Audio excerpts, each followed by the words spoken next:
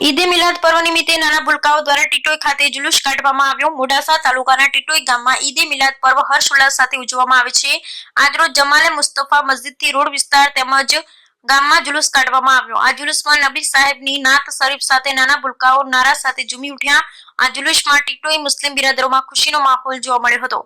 ઈદે મિલાદ રબી ઉલ અવ્વલના 12મા દિવસે ઉજવવામાં આવે છે, જે ઇસ્લામિક કેલેન્ડરનો 3જો મહિનો છે। આ દિવસે પયગંબર મોહમ્મદ સાહેબનો જન્મદિવસ છે। આ દિવસ તેમના માટે સૌથી મોટો દિવસમાંનો એક માનવામાં આવે છે, કારણ કે તે પવિત્ર પયગંબરની દયા, કરુણા અને ઉપદેશોની યાદ અપાવે છે। પયગંબર મોહમ્મદ સાહેબની જન્મ તારીખને મિલાદુન નબી કહેવામાં આવે છે। આ અરબી શબ્દ છે અને તેનો હિન્દી અર્થ જન્મ થાય છે। આ રીતે ઈદે મિલાદ ઉન નબીનો તહેવાર એટલે પયગંબર હઝરત મોહમ્મદ સાહેબનો જન્મ। Bureau report Kadar ડમરી Modasa. मकबूल की आमद, यासीन की आमद।